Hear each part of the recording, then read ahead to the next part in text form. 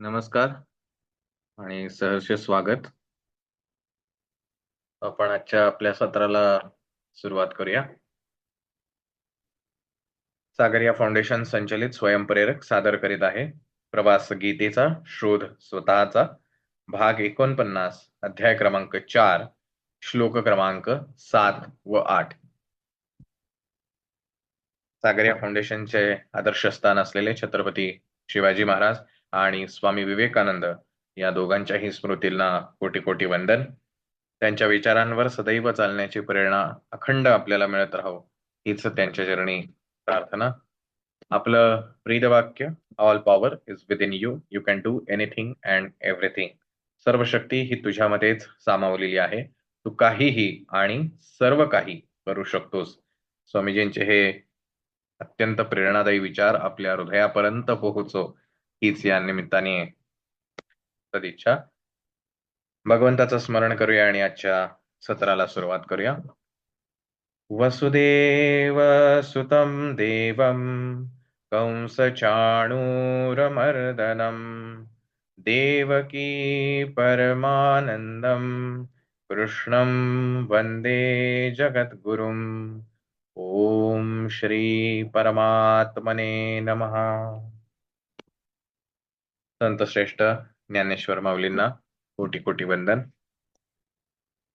ज्ञानेश्वर माऊलींच्या समाधी सोहळ्याचा क्षण जो आहे अत्यंत समीप येऊन ठेपलेला आहे. अनेक पालख्या ज्या आहेत त्या आळंदीकडे प्रस्थान करतायत. त्यामुळे त्या ज्ञानियांच्या राजाला या निमित्तानं कोटी कोटी वंदन. आणि आपल्यासारख्या पामरांना हे भगवंताच्या मुखातून आलेलं ज्ञान अतिशय साध्या सोप्या आणि आपल्या दैनंदिन जीवनाशी जोडून हे आपल्यापर्यंत पोहोचवलं असे संत श्रेष्ठ ज्ञानेश्वर महाराज. आजच्या श्लोकांकडे जाण्यापूर्वी पार्श्वभूमी थोडीशी.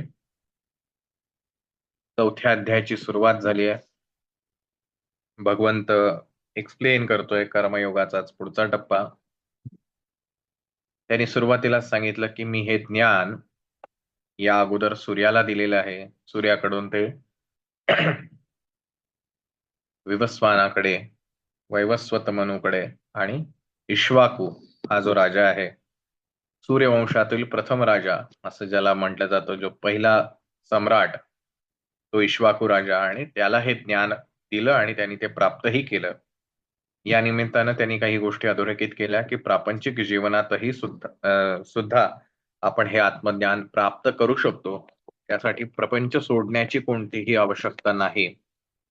ज्ञान हे सर्वांना सहज शक्य आहे. ते अजिबात म्हणजे कधीच न प्राप्त करता येणार अत्यंत कठीण असं काही नाहीये आणि ते सर्वांना मिळू शकतं.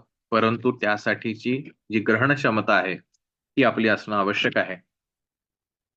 आता भगवद्गीता नेहमी म्हटलेलं आहे की गीता याचा अर्थ जे गेय आहे. तर जशी ही भगवद्गीता आहे तशा अनेक गीता प्रचलित आहेत. आणि मगाशी म्हटलं तसं की त्या दुर्गा सप्तशतीच्या चर्चेच्या निमित्तानं देवी गीता असे म्हणून एक गीता आपल्याला माहित झाली. गुरु गीता जी भगवान शंकर आणि पार्वती मधला संवाद आहे तीही गीता प्रसिद्ध आहे. उद्धव गीता ही प्रसिद्ध आहे. अशा अनेक गीता आहेत. गीता याचा अर्थ जे गेय आहे आणि जे ज्ञानयुक्त आहे अशी ती गीता आहे. ती ज्यांनी सांगितली असेल त्याची ती गीता आहे. तर अशी ही भगवंतानी सांगितलेली गीता. पण आतापर्यंतच्या पहिल्या 3ही अध्यायामध्ये कुठेही भगवंतानं असं अंडरलाईन करून सांगितलं नाही की मीच तो परमेश्वर आहे. पण इथे ज्यावेळेला तो असं म्हणतो की मी हे ज्ञान सूर्यालाही दिलंय आणि मग हळूहळू ते इक्ष्वाकूपर्यंत पोहोचलं, तर त्यावेळेला आता ज्यावेळेला तो असं म्हणतो की मी हे ज्ञान सूर्याला दिलेलं आहे, त्यावेळेला मी हा कृष्ण म्हणून नसून तो परमेश्वर म्हणूनच कन्सिडर करणं आवश्यक आहे. कारण कृष्ण हे व्यक्ती म्हणून, एक शरीर म्हणून जर आपण विचार केला तर त्या शरीराची एक मर्यादा आहे. त्यांनी काही वर्षांपूर्वी जन्म घेतलेला आहे. जसा अर्जुनाने त्यालाच प्रश्न विचारला की तुझा जन्म तर अगदी अलीकडचा आहे आणि सूर्य हा अतिशय प्राचीन आहे, मग हे कसं काय, तू जे म्हणतोयस ते खरं कसं म्हणायचं? तर स्वाभाविकपणे अर्जुन हा सामान्य बुद्धीचा म्हणून विचार करतोय आणि तो विचार करतोय हे कृष्ण हे जे शरीर आहे तर हे मर्यादित आहे, काही कालावधीपूर्वी ते जन्माला आलेलं आहे, तर तो कसा सूर्याला सांगेल? परंतु भगवंत त्या अस्पेक्टने किंवा त्या दृष्टीनं ते गोष्ट सांगतच नाहीये. आणि म्हणून ते एक्सप्लेन करताना तो पुढचं सांगतो, की तुला तुझे मागचे जन्म आठवत नाहीयेत, माहीत नाहीयेत. पण मला मात्र माझे आणि तुझे दोघांचेही जन्म माहिती आहेत. आता ज्यावेळेला माझे आणि तुझे असं ज्यावेळेला म्हणतो, त्यावेळेला तो माझे असं ज्यावेळेला म्हणतोय, त्या अर्थी तो जन्म घेत असला पाहिजे आणि तो जन्म घेण्यामागची कारणं काय आहेत? म्हणजे जो परमेश्वर निर्गुण निराकार आहे, अव्यक्त आहे, ज्याला स्पर्श करता येणार नाही, जो शोधता येत नाही, जो पाहता येत नाही, जो दृष्टीला गम्य नाही किंवा पंचेंद्रियांना सुद्धा जो गम्य नाही, असा तो परमेश्वर, तो मग हा विविध रूप त्यांनी जसं सांगितलं, की या अगोदर माझे अनेक जन्म झालेले आहेत. तर हे अनेक जन्म का बरं घेतो? असा स्वाभाविकपणे प्रश्न जो आहे तो अर्जुनाला पडणं अत्यंत काय म्हणूया आपण स्वाभाविक आहे, की का घेतो हा जन्म? अजूनपर्यंत अर्जुनाला हे कळत नाहीये, की तो परमेश्वर म्हणून आपल्याशी बोलतोय. परंतु भगवंतच त्याचं एक्सप्लेनेशन आज आपल्याला सांगणार आहे, की तो का हे सगळे जन्म घेतो. आणि तो ह्या सगळ्याचा रचयिता आहे. तोच ह्या सगळ्या मायाजालामध्ये किंवा मायेचा निर्माता आहे. मग तो स्वतःला ह्या मायेमध्ये का गुरफटवून घेतो? असा प्रश्न पडणं स्वाभाविक आहे आणि त्याचं उत्तर आज आपल्याला मिळणार आहे. आता आपण जे स्वयंप्रेरकच्या माध्यमातून ही गीता अभ्यासण्याचा प्रयत्न करतोय, त्याचा एक स्वतंत्र आस्पेक्ट आहे, की कोणत्या दृष्टिकोनातून आपण ही गीता अभ्यासतोय. ज्यावेळेला दृष्टिकोन निश्चित असतो, की कोणत्या दृष्टीने आपल्याला ती गोष्ट अभ्यासायची आहे, तर त्याच दिशेने आपल्याला विचार करणं अपेक्षित असतं. जसं तो 6 आणि 9 आकडा जो असतो, की तुम्ही कुठून बघताय ह्याच्यावरती ते ठरतं, की तो 6 आहे की 9 आहे. तो 6 ही असतो आणि तो 9 ही असतो. तसं आपण कोणत्या दृष्टीनं पाहतोय, तर आपण जे ही गीतेचा प्रवास सुरू केलेला आहे, हा गीतेचा प्रवास ज्ञान या एका बेसलाईनवरती अभ्यासतो आहोत. जर इथे भक्ती या दृष्टिकोनातनं किंवा श्रद्धा या दृष्टिकोनातनं जर पाहायचं म्हणलं, तर आपण कृष्ण याला प्रमाण मानून त्या अनुषंगाने ती गोष्ट शिकायला लागू. आणि असे आजपर्यंत जे गीतेवरती टीका झालेल्या आहेत, भाष्य झालेली आहेत, ही विविध अंगानी झालेली आहेत. जसं अद्वैत भावनेतून गीता समजून घेण्याच्या माध्यमातून ज्ञान हे त्याला प्रकर्षाने आलंय. भक्ती योगाच्या माध्यमातून ज्याला पाहायचं त्याला द्वैत, की शिष्य आणि गुरु किंवा भगवंत आणि अ, त्याचा शिष्य, भक्त या दृष्टिकोनातनं त्याच्याकडे पाहिलेलं आहे. विशिष्ट अद्वैत योग या दृष्टिकोनातून पाहताना त्याच्याकडे वेगळ्या नजरेतून पाहिलेला आहे. तो प्रत्येक ज्या दृष्टिकोनातून तुम्ही पाहणार त्या दृष्टिकोनातनं ती गीता आपल्याला ज्ञान देते. म्हणून आपली बेसलाईन जी आहे ती ज्ञान आहे. त्यामुळे इथे जर आपण विचार केला, की मग तो कृष्ण कसा, तो भगवंत का नाही? किंवा तो भगवंत नाही तर हा कृष्ण आहे. असा विचार करायला गेला तर मग आपलं थोडंसं कन्फ्युजन होईल. म्हणून आपण ज्ञान ही बेसलाईन धरूनच आपण ही गोष्ट करतोय. दुसरी महत्त्वाची गोष्ट, की ही जे गीतेचं आकलन आपण करण्याचा प्रयत्न करतोय, ते कशाच्या पायावरती आहे, तर व्यक्तिशः माझं जे काही आकलन आहे, त्या आकलनावरती ही आधारित गोष्ट आहे. ती खरीच असली पाहिजे का? अजिबात नाही. असा दावा आहे का? अजिबात नाही. पण आपल्याला ती गोष्ट आपल्या जीवनाशी ताडून बघायची आहे. जर तो येणारा अनुभव आपल्यालाही समान येत असेल, तर आपण त्याला प्रमाण मानायला हरकत नाही. पण आपल्याला जर त्याच्यापेक्षा भिन्न अनुभव येत असेल, तर 2 गोष्टी आहेत. एक, मला असा भिन्न अनुभव का येतो? याचा आपण शोध घेतला पाहिजे किंवा मला हा भिन्न अनुभव येतोय, याचा अर्थ कदाचित ते सांगितलेला बेस जो आहे, तो वेगळा असू शकेल. हेही आपल्याला गृहीत धरणं आवश्यक आहे. शेवटी आपली धारणा काय आहे, यावरती ध्यान ठरतं. दगड ही गोष्ट अतिशय सामान्य आहे. पण एखाद्याला दगडात देव दिसतो, एखाद्याला त्याच्यामध्ये साधा दगड दिसतो. हा ज्याचा-त्याचा भाव आणि ज्याचा-त्याचा बघण्याचा दृष्टिकोन आहे. म्हणून ही गोष्ट पक्की लक्षात ठेवा, की आपण इथे ज्ञान याच अँगलनी ह्या गीतेकडे पाहतो आहोत. आता ज्यावेळेला भगवंताला हा प्रश्न विचारला किंवा तो सांगतो आहे, की "मी का अवतार घेतो? मीच जर ह्या मायेच्या रचयिता आहे, तर मला हे अवतार घेण्याचं कारण काय?" आणि त्याचं उत्तर देताना तो आजचा हा श्लोक सांगतो. श्लोक असा आहे, "यदा यदा हि धर्मस्य ग्लानिर्भवति भारत, अभ्युत्थानम् अधर्मस्य तदात्मानं सृजाम्यहम्. अतिशय प्रचलित, प्रख्यात, प्रसिद्ध, सर्वांना ज्ञात असा असलेला हा भगवद्गीतेचा श्लोक आहे. हे साधारण गीता म्हटलं की पहिला आठवणारा श्लोक म्हणजे हा. परित्राणायम साधूनां हा. अनन्यान् चिंतयन्तो माम तो. नासते विद्यतो भावे हा श्लोक. साधारण 15व्या अध्यायातले काही श्लोक. असे काही विशेष गीतेमधले श्लोक आहेत जे प्रसिद्ध आहेत.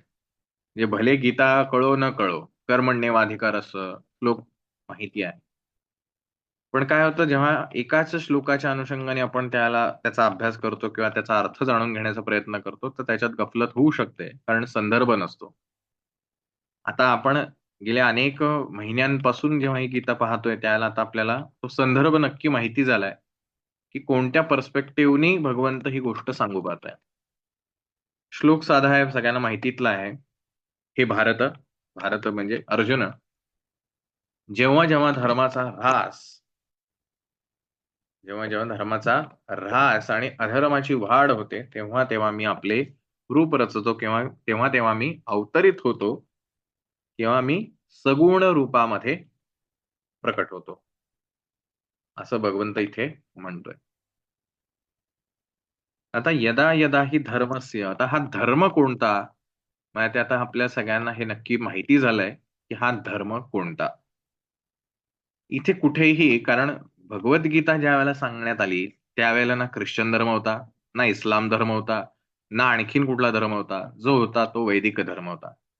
त्यामुळे इथे हा आपल्याला जो माहिती असलेले धर्म आहेत, हिंदू, मुसलमान, ख्रिश्चन, ईसाई, अ, शीख, हे असे जे वेगवेगळे धर्म आहेत, हे धर्म निश्चित या गीतेच्या अनुषंगाने विचार करण्यासारखे नाहीत.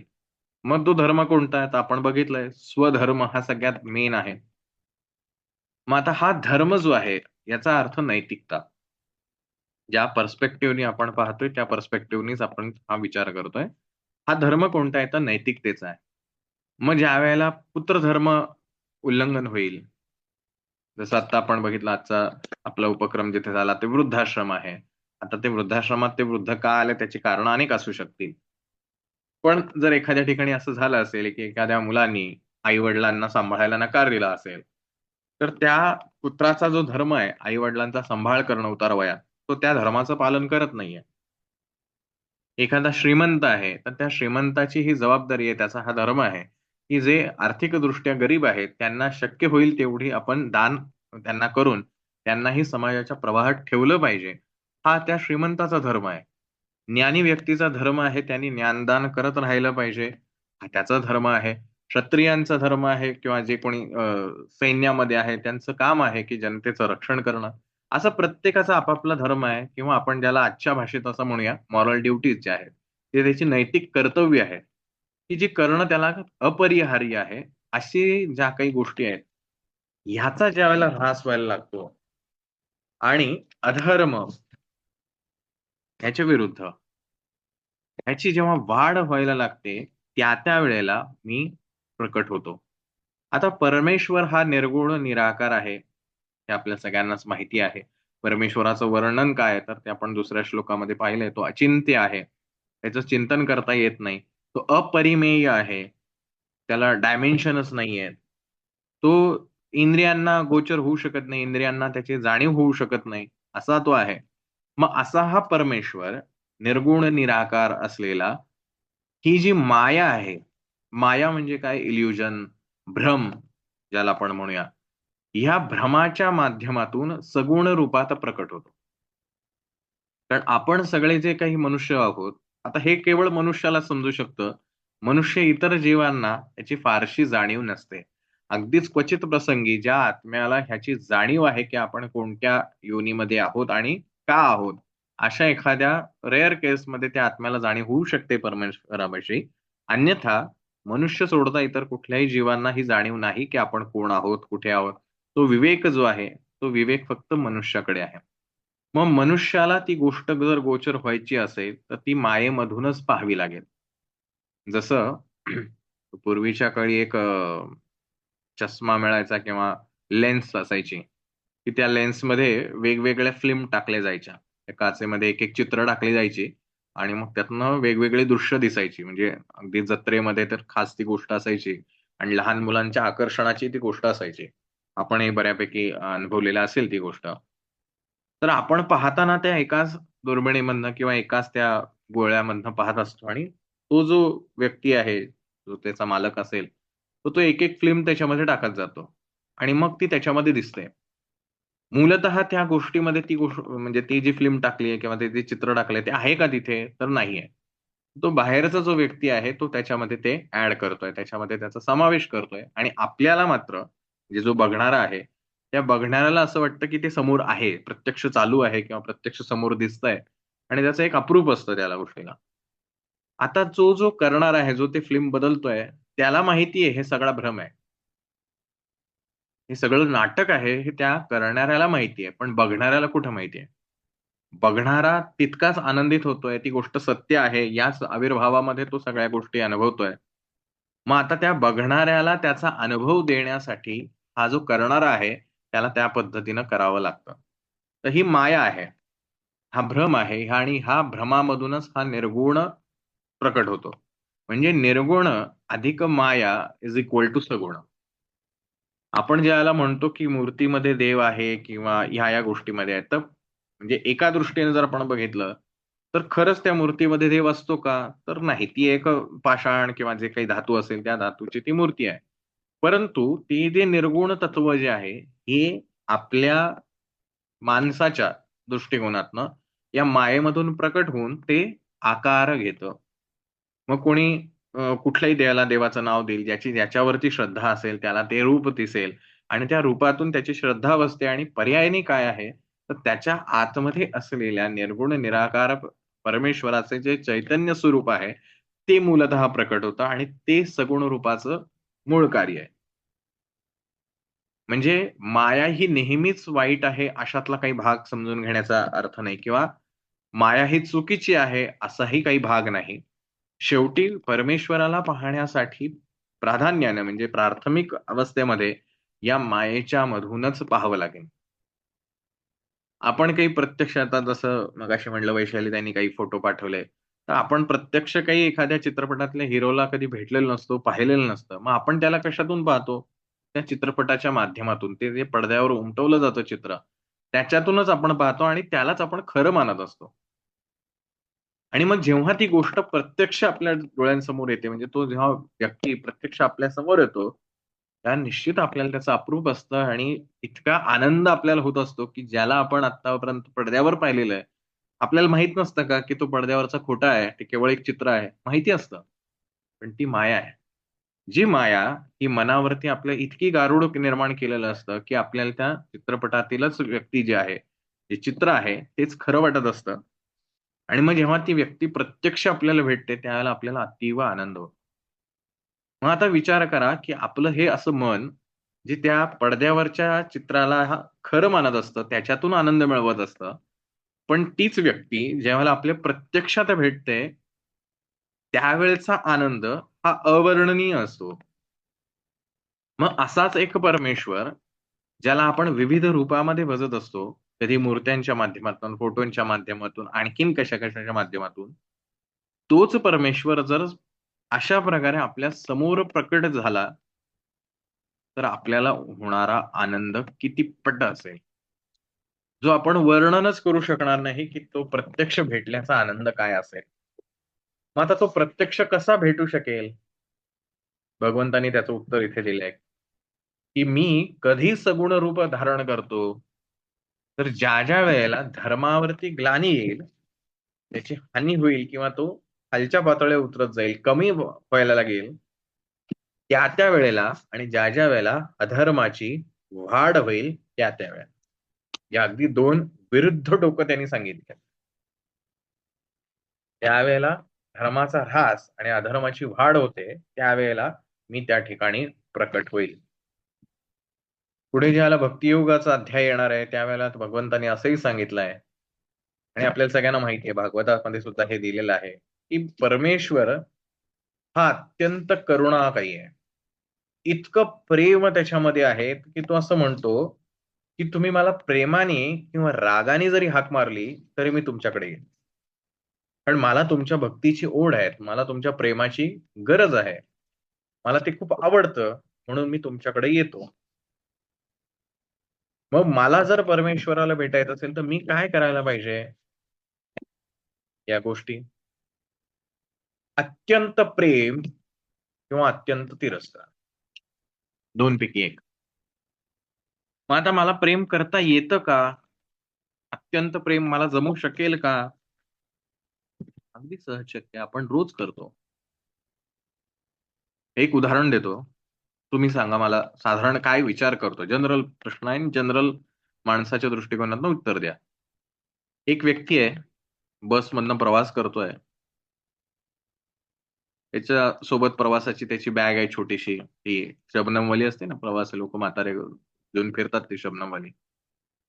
तर तशी ती शबनमची बॅग आहे आणि एस-टीमध्ये प्रचंड गर्दी आहे आणि ह्या गर्दीमध्ये त्याची बॅग चोरली जाते. आता ह्या बॅगेमध्येच त्याच्या बऱ्याचशा गोष्टी असतात आणि त्याचं पाकीटही असतं. तर साधारणतः तो व्यक्ती जो आहे, तो पहिलं कशाकडे धावेल किंवा पहिली कशाची कामना करेल, की मला हे द्या. बाकीचं एक वेळ नाही मिळालं तरी चालेल, पण हे मला मिळू द्या. काय वाटतं तुम्हाला त्या व्यक्तीचा कुठं जास्ती ओढा असेल? कुठली गोष्ट मिळावी अशी तीव्र इच्छा त्याच्या मनात असेल? मग आयडी, डॉक्युमेंट्स या ज्या काही गोष्टी आहेत, त्या ऑफकोर्स त्याला पर्यायी काहीतरी शोधता येतात. पण पहिलं जर त्याला काही शबनममधल्या ज्या काही गोष्टी आहेत, त्या सगळ्या त्याच्या महत्त्वाच्या असणारच आहेत. कदाचित काही पुस्तकं असतील, काही बँकेचे पासबुक असतील, अजून काही असेल. पण तो पहिला विचार करेल, मग पहिले पाकीट मिळू द्या. आणि त्याला माहिती आहे पाकिटात पैसे आहेत. जर हे सामान्यतः सांगितलं, हे जनरली तुम्ही कुठेही बघितलं तरी आता पुन्हा तेच आहे. मी मगाशी जसं सांगितलं तसं आहे, की तुम्ही म्हटलेलं औषधं, आयडी, डॉक्युमेंट्स हे महत्त्वाचं नाहीये का? तो तिकडे धावणार नाही का? डिपेंड्स काय करेल, केस टू केस बदलेल.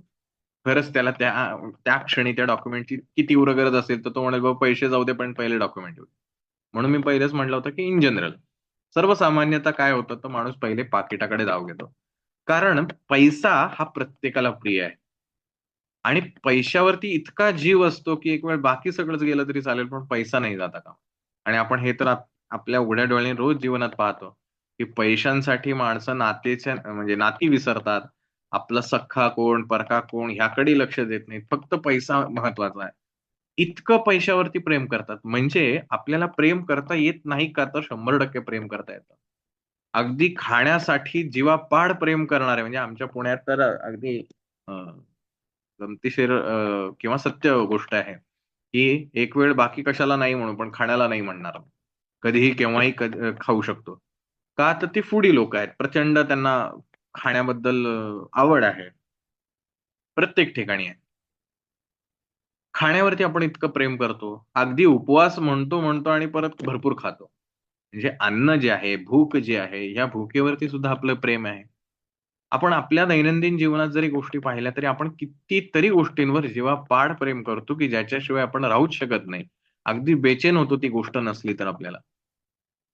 मग असंच प्रेम आपल्याला जर परमेश्वरावरती करता आलं, तर परमेश्वर म्हणतो, "मी तर लगेच प्रकट व्हायला तयार आहे." कारण हे माझं वचन आहे. पण आपण त्याच्यावरती तसं प्रेम करत नाही हा प्रॉब्लेम आहे. मग का करत नाही? तर स्वाभाविक आहे.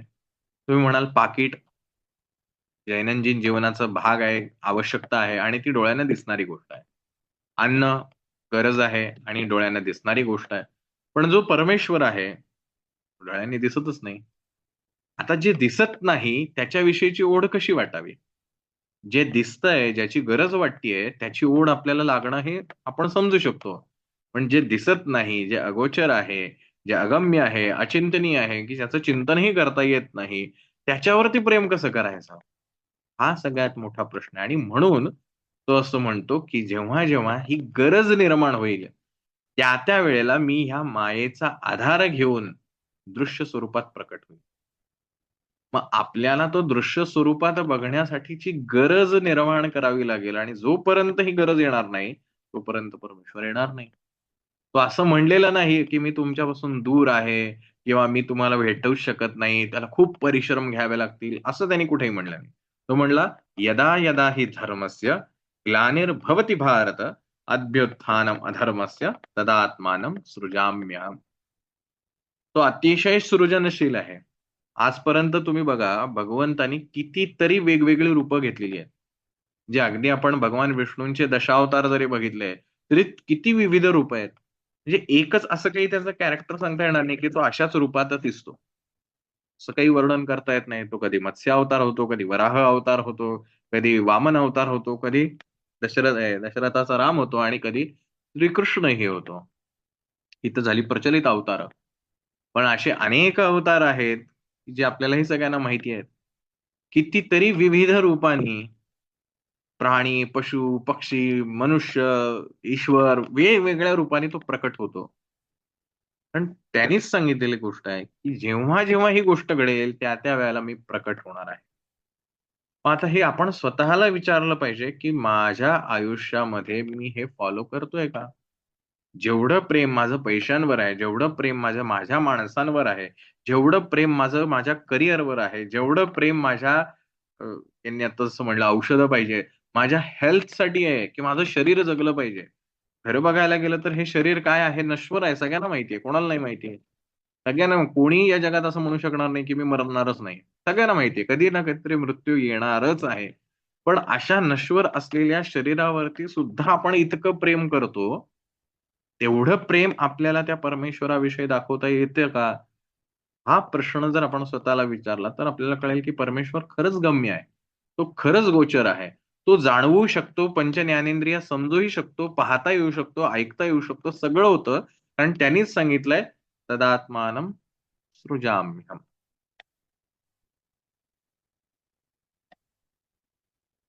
म्हणजे एखाद्या आईचा मुलगा खेळायला गेलाय असं तिने सांगितलं आणि एक ठराविक ठरलेली वेळ असते. आईलाही माहिती असतं, हा इतक्या-इतक्या वाजेपर्यंत खेळतो किंवा इथे जातो खेळायला. ती वेळ जरा टळून गेली, की आई 1-2दा हाका मारते. मुलगा जर आला नाही, तर पुन्हा थोड्या वेळाने हाका मारते. पण जर जरा जास्तीच वेळ झाला, तर आईला आता चिंता वाटायला लागते, की मुलगा अजून घरी का नाही आला? त्यावेळेला ती हा विचार करेल का हो? माझ्या हातात काम चालू आहे, माझी सीरियल चालू आहे, पाहुणे आलेत, आणखीन काय, आणखीन काय, फलाना-फलाना. नाही. तिच्या डोक्यात एवढंच असतं, मुलगा कुठे आहे? वेळ झाली अजूनपर्यंत घरात का आला नाही? आणि मग ती ज्या अवस्थेत असेल, त्या अवस्थेत त्या मुलाला शोधायला जाते. ती स्वतःकडे सुद्धा पाहत नाही, की ती कोणत्या अवतारात आहे, साडी व्यवस्थित आहे का? किंवा काय असेल ते, केस व्यवस्थित आहेत का? वगैरे काहीही बघणार नाही. पहिलं मुलगा दिसला पाहिजे. ती जी बेचैनी आहे, तो धर्म जो आहे, मग माझा धर्म काय आहे? माझं मी शरीराने या देहामध्ये आहे, त्यामुळे माझे अनेक धर्म आहेत. पुत्रधर्म आहे, पती धर्म आहे, पत्नी धर्म आहे, विद्यार्थी धर्म आहे, शिक्षक म्हणून जे काही माझे ड्युटीज आहेत, त्या ड्युटीज करायला लागणार आहेत. जे आपण ज्या ज्या पेशामध्ये असू, ते पेशा आपल्याला फॉलो करावाच लागतो. मग मी माझा धर्म प्रामाणिकपणे करतोय का? की माझा धर्म मी कशापायी विकतोय? मग पैशापायी असेल, गुलामी खातर असेल, कोणीतरी माझा मोठा साहेब आहे, त्याच्या खातर मी माझ्या धर्माला बाजूला ठेवून अनैतिक कर्म करत असेल, अधर्म वाढीस लागणार. आणि ज्या वेळेला हा अधर्म माझ्या वैयक्तिक बाबतीमध्ये सुद्धा वाढणार आहे, त्या वेळेला सुद्धा परमेश्वर धावून येणार आहे. पण जो धावून येणार आहे, तो काही प्रेमाने येणार नाही. आपल्याला वठणीवर आणायला येणार आहे. आता हे का करणार आहे? याचंही उत्तर आहे. म्हणजे परमेश्वर येणार हे खरं. त्याने सांगितलं मी कसा येणार. पण का येणार? पर्पज पाहिजे ना काहीतरी. उद्देश पाहिजे. नाहीतर तो निर्गुण निराकार आहे. माया ही त्याचीच रचना आहे. तो कशाला स्वतःला गुरफटून घेईल? मग हे पर्पज जे आहे, ते सुद्धा आपल्याला भगवंत इथे उत्तर देतो. तो म्हणतो माझं पर्पज क्लिअर आहे. आहे ना, एखादा डायरेक्टर असतो, दिग्दर्शक. त्याला माहिती असतं तो पिक्चर का काढतोय? त्यातनं उद्देश काय आहे? त्याला त्यातनं काय मेसेज द्यायचा आहे का? एंटरटेनमेंट करायची आहे का? आणखीन काय? पैसे भरपूर कमवायचे आहेत म्हणून त्याला पिक्चर काढायचा आहे. काय असेल तर त्याचा उद्देश. उद्देश क्लिअर असतो आणि मग ती गोष्ट केलेली ती अधिक उत्तम होते. भगवंतानी सांगितलंय माझं सगुण रूपात येण्याचं, मी मायेमध्ये येण्याचं कारणच काय आहे? माझा उद्देश आहे परित्राणाय साधूनां, विनाशाय च दुष्कृतां, धर्म संस्थापनार्थाय संभवामी युगे युगे.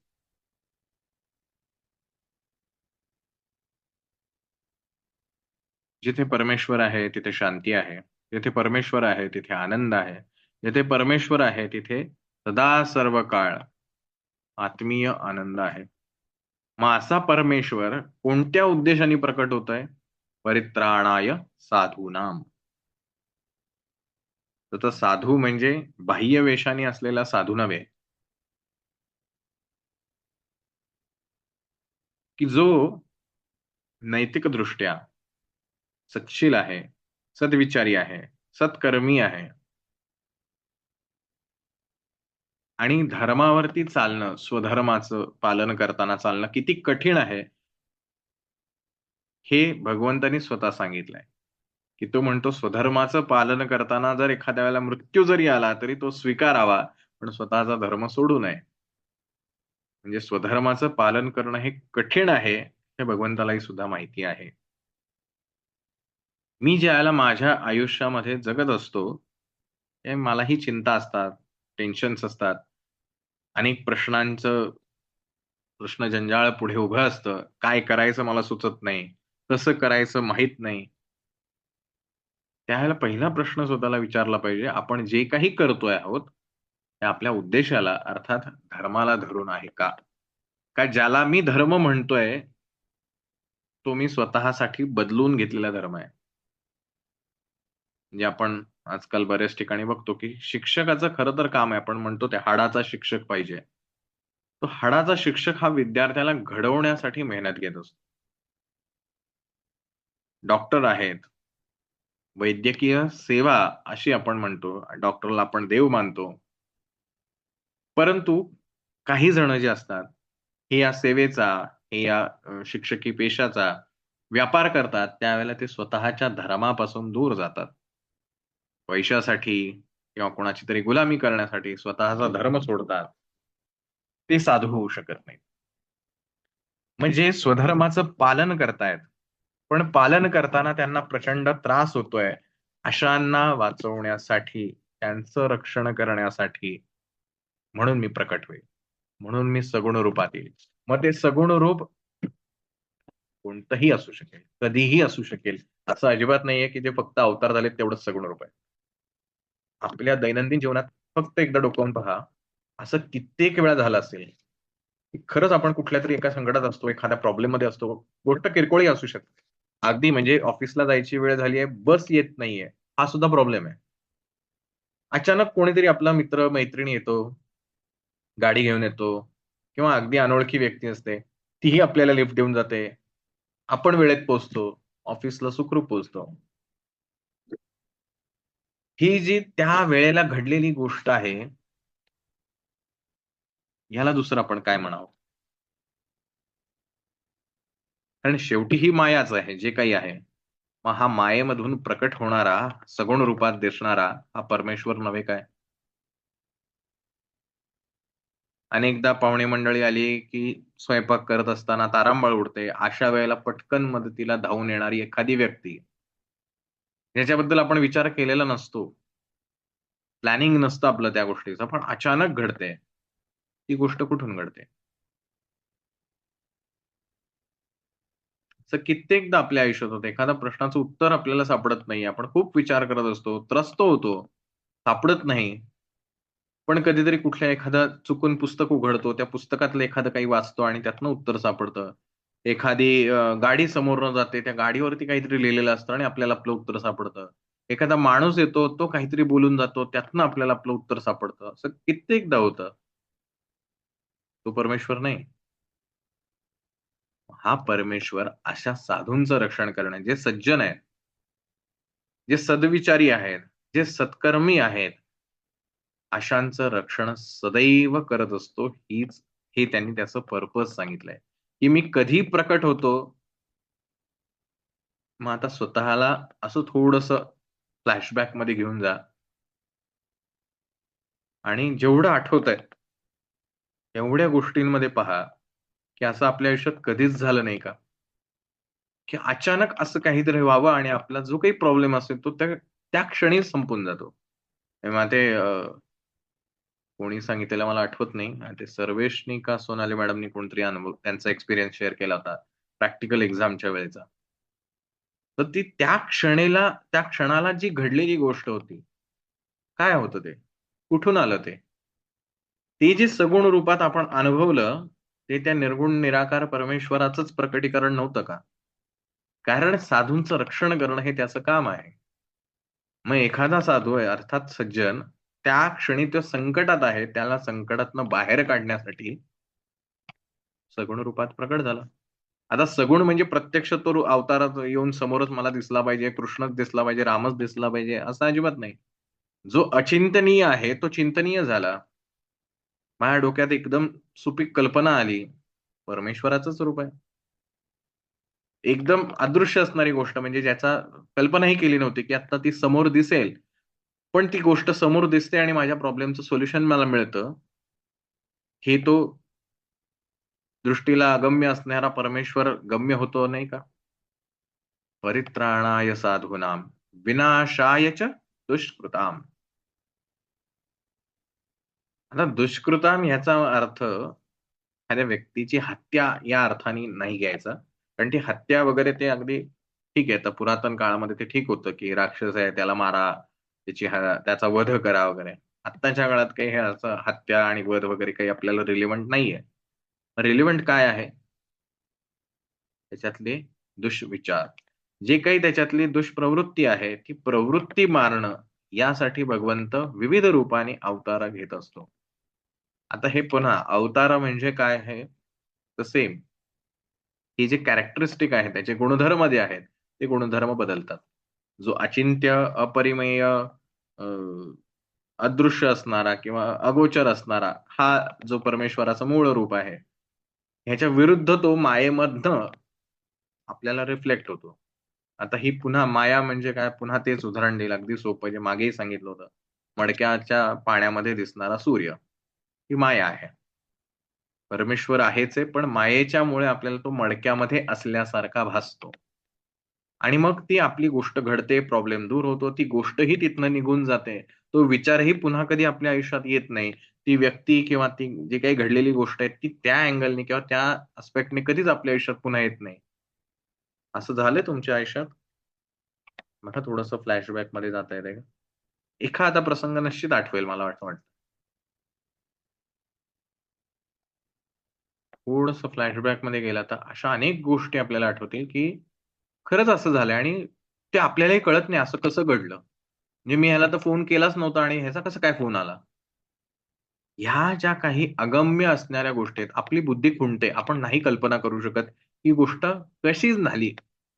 झाली एवढं तर खरं आहे. ते दिसतं तर खरं आहे. पण ती कशी झाली मला माहीत नाही. कारण परमेश्वर अचिंतनीय आहे. त्याचं चिंतनच करता येत नाही, की कसं लॉजिकमध्ये कुठे बसवायचं? नाही बसत ते लॉजिकमध्ये. तोच तो परमेश्वर आहे.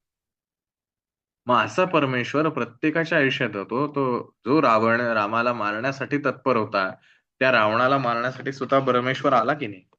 आला अवतरीत. जो कंस भगवंताला मारण्यासाठी प्रत्येक डोळ्यात तेल घालून लक्ष ठेवत होता, भगवंत स्वतः त्याच्यासाठी प्रकट झाला. प्रेमाने असो किंवा अति तीव्र टोकाचा जो तिरस्कार होता, सतत ध्यास त्याचा लावला होता. ही गोष्ट घडली. परित्राणाय साधूनां विनाशाय च दुष्कृतां धर्म संस्थापनार्थाय संभवामी युगे युगे. आता हे युगे युगे आपण जरी असं म्हटलं की युग हे भरपूर लाखो वर्षांचं एक युग आहे. पण आपण अर्थ घेऊया क्षणोक्षणी. धर्माची स्थापना करण्यासाठी आणि तुम्ही ह्या गोष्टीचं मी सांगतोय म्हणून अजिबात ऐकू नका. पण आपल्या आजूबाजूच्या किंवा तुमच्याही जीवनातल्या अशा गोष्टी पहा, की एक अत्यंत वाईट मार्गाला गेलेला, वाईट विचारांचा, वाईट कृत्य करणारा, आयुष्यात त्याचा एक क्षण असा येतो, की तो बदलतो. काही ना काहीतरी त्याच्या आयुष्यात घडतं. काय वाटेल ते घडेल. पण तो बदलतो. विनाशाय च दुष्कृतां धर्म संस्थापनार्थाय संभवामी युगे युगे. ही गोष्ट घडवणारा दुसरा-तिसरा कोण असू शकतो. आणि म्हणूनच याला आपल्या धर्मामध्ये अवतार असं म्हटलेलं आहे. जो अवतरित होतो तर एक संकल्पना आपण सगळ्यांनी अनुभवली असेल किंवा वाचलेली असेल, अनुभवण्यापेक्षा. हे अनुभवण्यासारखी प्रत्येकाच्या जीवनात घडणारी गोष्ट नाही, पण वाचली असेल, ऐकली असेल, की एखादा भक्त जो असतो, म्हणजे अनेक संतांच्या चरित्रामध्ये आपल्याला हे उदाहरण दिसून येईल, की त्या संताच्या रूपामध्ये परमेश्वराचं रूप दिसतं.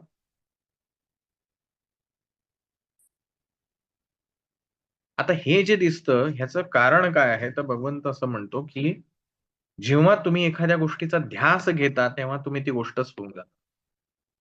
जे साध्य आणि साधन हा जो भाग आहे, ज्यावेळेला साध्य हेच साधन होऊन जातं किंवा जे साधन आहे तेच साध्य घडतं, त्यावेळेला ती गोष्ट 2 राहतच नाही. एकच होऊन जाते. परमेश्वर प्राप्ती हे जेव्हा साध्य आहे, त्यावेळेला परमेश्वराचंच नाम हेच त्याचं साधन, हेच साध्य होऊन जातं आणि तो भक्त जो आहे, तो सदैव 24 तास प्रत्येक क्षणोक्षणी मनातून सुद्धा परमेश्वराचंच नाम घेतो. त्याला परमेश्वराचंच रूप तयार होतं त्याचं.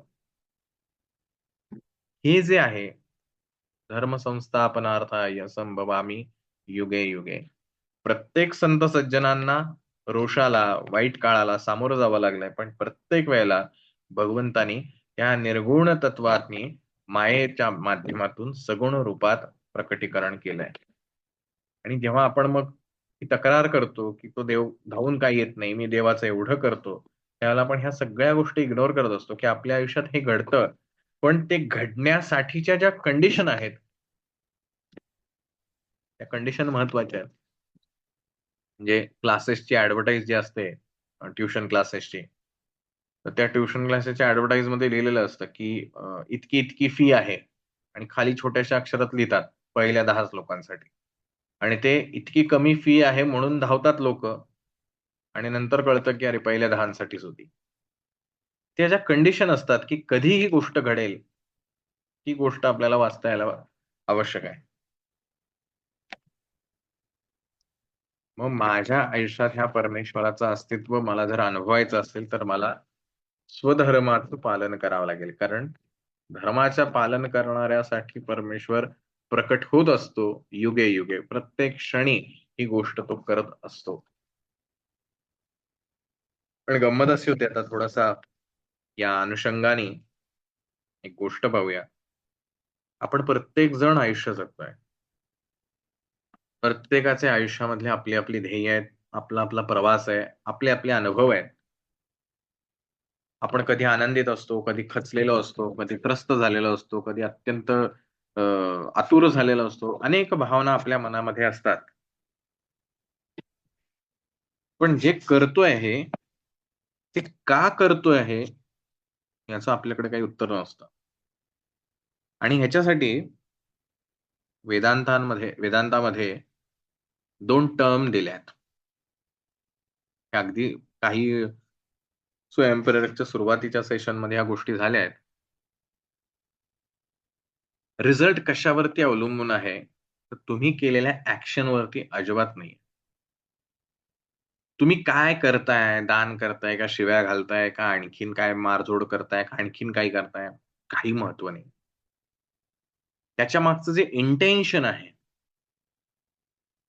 त्याच्या मागचा जो उद्देश आहे, उद्देश सर्वार्थानं फळाला कारणीभूत आहे. मग त्या उद्देशाला 2 टर्म दिल्यात. एक टर्म आहे श्रेयस आणि एक टर्म आहे प्रेयस. श्रेयस म्हणजे जे श्रेयस्कर आहे. जे आपल्या मूळ ध्येयाला श्रेयस्कर आहे, अशी जर केलेली कृती दॅट इज अ श्रेयस आणि दुसरी आहे प्रेयस, जी प्रिय वाटते. एखादा आजारी व्यक्ती आहे, त्याला डॉक्टरांनी सांगितलं, "बाबा तुम्हाला पुन्हा सशक्त व्हायचं असेल, तर ही पथ्य सांभाळावी लागतील." आता ही पथ्य सांभाळणं काय आहे? तर श्रेयस आहे. त्याच्या श्रेयासाठी किंवा हितासाठी ती गोष्ट डॉक्टरांनी सांगितली. पण तो जो व्यक्ती असतो आणि हे आपल्या प्रत्येकाच्या घरात घडतं म्हणजे कमी अधिक फरकाने. तो जो व्यक्ती असतो, हे काय डॉक्टर काही सांगतात. जे नेमकं मला आवडतं तेच खाऊ नका म्हणतात. आणि मग ते समोर गोष्ट आली किंवा अगदी आली नाही, तरी ती घरच्यांना सांगितलं, "नाही, नाही, हे मला आज हेच खायचं आहे." घरचे सांगतात, "अहो, डॉक्टरांनी सांगितलंय हे खायचं नाही. ते जाऊन दे, एखाद दिवशी खाल्लं तर चालतं." हे झालं प्रेयस, की जे आपल्यासाठी लाभकारी नाही, परंतु ते आपलं मन त्या गोष्टीकडे ओढ घेतं कारण ते आपल्याला प्रिय वाटतं आणि मग आपण त्याच्या मागे धावतो, ती गोष्टही करतो आणि त्याच्यानंतर झालेलं नुकसानही आपण भोगत राहतो. मग माझ्या आयुष्यामध्ये मी 99% गोष्टी या प्रेयसच करत राहतो कारण मनाची ती सवय आहे. त्याला सुखावह जे वाटेल ती गोष्ट करण्यासाठी ते स्वतःची पूर्ण ताकद लावत असतं. पण त्याला जे सुखावह वाटतं, ते त्याच्यासाठी श्रेयस्कर असेलच असं नाही. आणि जेव्हा ते श्रेयस्कर असतं, त्याच वेळेला त्याचे रिझल्ट श्रेयस्कर मिळतात. ज्यावेळेला ते प्रिय असतील, तेव्हा त्याचे रिझल्ट हे प्रियच असतील असं अजिबात नाही. अप्रिय सुद्धा असू शकतात. डायबिटीज झालेल्यासाठी गोड न खाणं हे श्रेयस आहे. पण गोड आवडणं हे त्याच्यासाठी प्रेयस आहे आणि तो ते खातो आणि त्याचे रिझल्ट त्याला भोगावे लागतात. ब्लड प्रेशर असलेल्या माणसाला जे नाही खायला पाहिजे ती गोष्ट खाल्ली जाते. पर्यायाने होणारे त्रास दिसतात. कुठल्याही गोष्टी बघा, विद्यार्थ्यासाठी घरचे आई-वडील, शिक्षक ओरडून सांगत असतात, "टीव्ही फार पाहू नको, मोबाईल जास्ती पाहू नकोस, सोशल मीडियावर जास्ती राहू नकोस, अभ्यास कर." नाही, ते प्रेयस असतं ना. मग प्रेयस गोष्टींकडे जास्ती अट्रॅक्ट होतो आणि जे श्रेयस आहे, त्या गोष्टी इग्नोर केल्या जातात किंवा टाळल्या जातात आणि पर्यायाने त्याचे रिझल्ट जेव्हा येतात त्यावेळेला प्रिय नसतात, अप्रिय असतात. हा श्रेयस आणि प्रेयस मधला जो फरक आहे. मग व्यक्ती म्हणून, एक मनुष्य म्हणून माझ्यासाठी जर काही श्रेयस असेल, तर तो परमेश्वरच आहे. परमेश्वराशिवाय कोणीही माझ्यासाठी श्रेयस असूच शकत नाही. पण हा जो श्रेयस परमेश्वर आहे, तो गाठण्यासाठी मला माझ्या प्रेयस गोष्टींचा त्याग करावा लागतो, ज्याच्यासाठी मी रेडी नसतो. मी मुखाने देवाचं नाव घेईल, परंतु त्या नामामध्ये माझ्या स्वतःच्या इच्छा, आकांक्षा लपलेल्या असतात. या नामामधून मला काय प्राप्त करायचंय? तर हे प्राप्त करायचं. प्रेयस गोष्टी मागितल्या जातात, श्रेयस नाही मागितलं.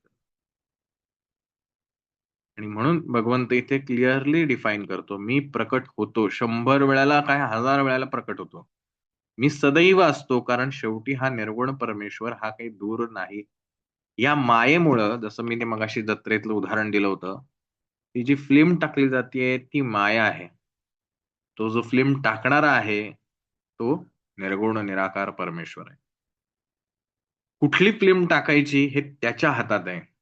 पण आपण त्या मायेमध्ये इतकं गुरफटलेलो असतो, की जे समोर येईल त्यालाच खरं मानत असतो आणि ती अगदी आपोआप घडतंय असं त्याला आपल्याला वाटत असतं.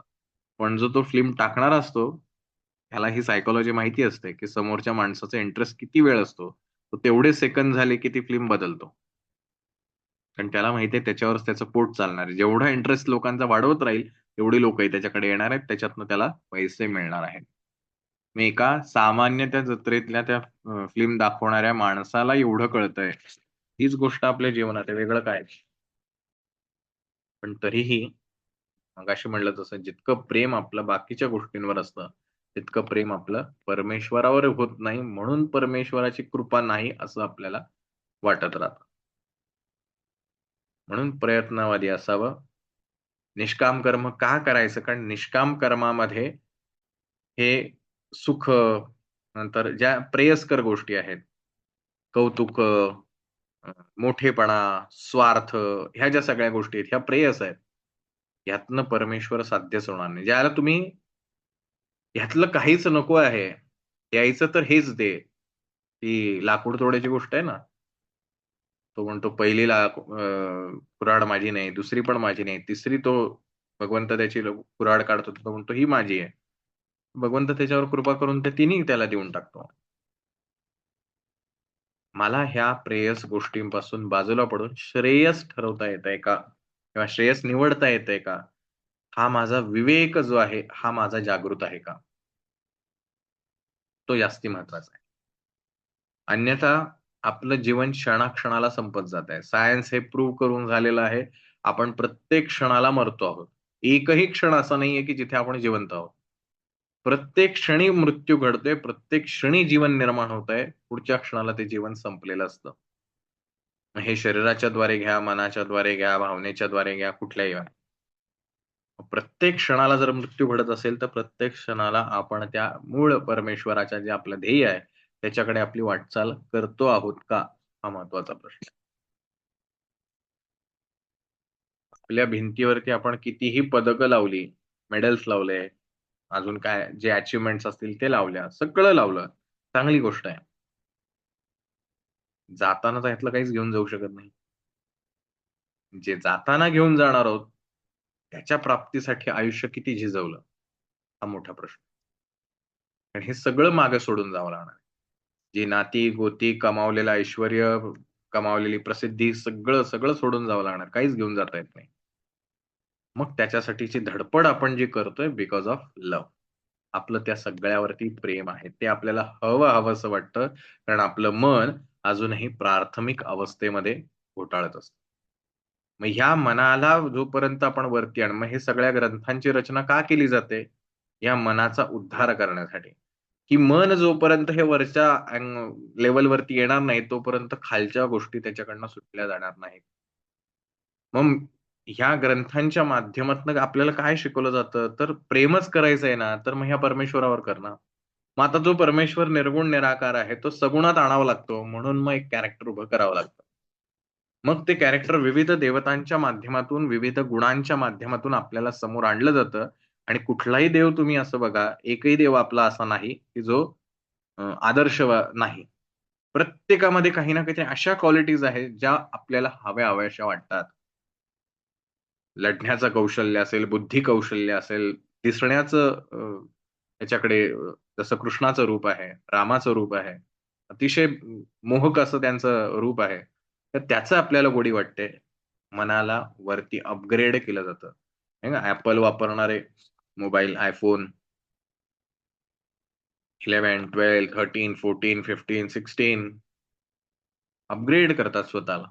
कालच्यापेक्षा आजचं अधिक अपग्रेडेड पाहिजे.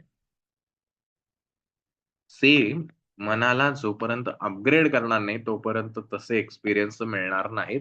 म्हणून सगळा चाललेला हा खटाटोप आहे. आफ्टर ऑल हे सगळं जे आहे, ते एकाच गोष्टीपाशी येऊन थांबतं, ते म्हणजे मन.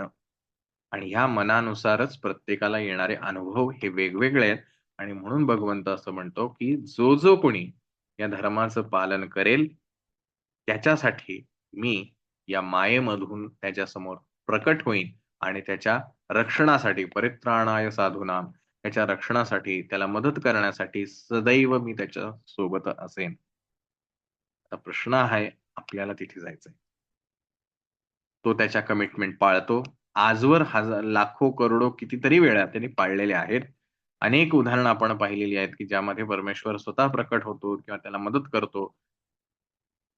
आपल्याही बाबतीत आपण हे अनुभवलेलं आहे. म्हणजे तो त्याच्या कमिटमेंट पाळतो. प्रश्न आपल्यापाशी येऊन थांबतो, की आपण त्या गोष्टी करतो का? अन्यथा काय हो, एकतर्फी प्रेम करणं किती सोपं आहे. म्हणजे वर बघायला सोपं आहे, की समोरच्याची आपल्याला मान्यता नाहीये. आपण मात्र त्याच्यासाठी जीव टाकायचा. अगदी इतका जीव टाकायचा, की त्याच्यासाठी आपल्या आवडी-निवडी पण आपण सोडून देतो. त्याला जे आवडतं ते सगळं आपण करत असतो. कधीही स्वतःचा विचार करत नाही आपण. एकतर्फी प्रेम असतं. आणि बरं त्याच्याकडनं काही अपेक्षा असते का? तर त्याच्याकडनं काहीही अपेक्षा नसते, की त्याने आपल्याला छान म्हणावं, त्याने आपलं अप्रिशिएट करावं, असं काही आपलं म्हणणं नसतं. कारण माझं प्रेम आहे, ते एकतर्फी आहे. मग ते एकतर्फी प्रेमामध्ये गुलाबही दिले जातात आणि चपलीचे फटकेही खाल्ले जातात. पण तरीही ते स्वीकारले जातात, कारण ते प्रेम आहे. सगळ्या गोष्टी स्वीकारल्या जातात, कारण ते एकतर्फी प्रेम आहे. मग इथे तर परमेश्वर म्हणतोय, "आय एम रेडी. तुझ्याचसाठी मी तयार आहे प्रेम करायला. तू माझ्यावर कर की प्रेम." आपण का बरं रेडी होत नाही? म्हणजे इथनं समोरून प्रपोजल आलाय आपल्याला. समोरचा प्रपोज करतोय आपल्याला. मला तुझ्यासोबत राहायचंय आयुष्यभर. मी रेडी आहे त्याच्यासाठी." आम्ही त्याला नकार देतो. मग तसं तो परमेश्वराला आपण इतक्या वेळेला नकार देतोय, तरी बिचारा तो आपल्याला सदैव सांगत राहतो, की "अरे, मी तुझ्यासोबत आहे." त्यांनी कधीच आपल्यावर राग धरलेला नाही. एकतर्फी प्रेम आहे त्याचं आपल्यावरती, निश्चित आहे. आपल्याला त्याला रिस्पॉन्स द्यायचा आहे. एवढं जर आपल्याला साध्य झालं, तर निश्चित आपल्याला ती गोष्ट साध्य करता येऊ शकते आणि 100% ज्याचा आपण शोध घेतोय, पीस पाहिजे, आनंद पाहिजे, शांतता हवी आहे, सुख पाहिजे, त्या सगळ्या गोष्टी एका क्षणात मिळू शकतात. फक्त आपल्याला तसा आपला अँगल बदलावा लागेल विचारांचा. जर आपल्याला हे जमलं 100% तुमच्याकडेच सगळ्या गोष्टी, काही कुठे जायची गरज नाही. हा भाव काय म्हणतो तो, हरल्या जीवाचा, हरल्या मनाचा आहे. आणि म्हणून स्वामी विवेकानंद म्हणतात, की तुम्ही गुलाम होऊ नका, लाचार होऊ नका. कारण लाचाराला तेवढंच मिळतं जेवढं समोरचा देईल. तुम्ही धीट व्हा. धीट होऊन ज्यावेळेला तुम्ही उभे राहणार, खंबीर होणार आणि लढायला सुरुवात करणार, त्यावेळेला तुम्हाला हवं ते मिळवण्याची क्षमता तुमच्याकडे असते. लाचाराला मात्र समोरनं जे मिळेल तेवढंच स्वीकारायची त्याची क्षमता असते किंवा ऑप्शन असतो त्याकडे. दुसरा पर्यायच नाही. आणि म्हणून परमेश्वराकडे जाताना तुम्ही लाचार होऊन जाऊ नका. लाचार होऊन गेलात, की तेवढंच मिळेल जेवढा तो द्यायची इच्छा ठेवेल. तुम्ही धैर्याने जा, धीट होऊन जा. मग तुम्हाला जे हवंय ते मिळू शकतं. सामर्थ्यवान व्हा. हे स्वामीजींचे विचार आहेत. अर्थात ते समजणं खूप अवघड आहे. कारण जेवढं ते धारिष्ट लागतं, जेवढा तो धीर लागतो, जे करेज लागतं, जो बोल्डनेस हवाय ते सगळं करण्यासाठी, ते आपल्याकडे येत नाही. आणि ते जितकं म्हणतो, "all power is within you. You can do anything and everything." वाक्य म्हणायला सोपं आहे, समजून घ्यायला सोपं आहे. परंतु ते इम्प्लिमेंट करायला गेल्यानंतर कळतं, की त्या यू मध्ये किती धारिष्ट आहे ते सहज सोपं अजिबात नाही. हिंमत लागते. आणि म्हणून स्वामीजी असं म्हणतात, की तुम्हाला आस्तिक व्हायचंय तर खऱ्या अर्थाने आस्तिक व्हा. कारण आस्तिक होणं ह्याच्यासाठी प्रचंड धीर लागतो. ज्यावेळेला आपण असं म्हणतो, की या दगडात देव आहे, त्यावेळेला त्याच्यामध्ये खूप करेज असावं लागतं. भक्त प्रल्हादासारखं, की जे सिद्ध करावं लागतं. पण देव सिद्ध करता येतो का? सिद्धही करता येतो आणि दाखवताही येतो वगैरे, वगैरे. पण तो काय आजचा विषय नाही. पण ह्या गोष्टी आहेत. त्यामुळे या 2 श्लोकांच्या अनुषंगाने एवढंच सांगायचं प्रयत्न करेल, की निश्चित ही गोष्ट साध्य करता येऊ शकते. ही गोष्ट आपल्या सोबत आहे. प्रत्येक क्षणोक्षणी ती आपल्यासाठीच ती शक्ती जी आहे, ती आपल्या भल्याचं काम करत असते. आपण फक्त त्याला आपली प्रोफाईल मॅच करायची आहे. तेवढी गोष्ट आपल्याला जर साधता आली, आपल्या स्वधर्माचं पालन आपल्याला करायचं आहे. कठीण प्रसंग येतात. स्वधर्माचं पालन करताना अक्षरशः असं वाटतं, की सोडून द्यावं, हे कशासाठी करतोय मी? असंही वाटतं, पण तरी सुद्धा ते पालन करत राहावं. निश्चित तो परमेश्वर जो आहे तो आपल्याला ज्यावेळेला ती आपण कंडिशन फुलफिल करू, त्यावेळेला परमेश्वर आपल्यासाठीच धावून येत असतो. आपल्यासाठीच कार्य करतो. एवढं निश्चित या ठिकाणी सांगेल आणि या ठिकाणी थांबतो.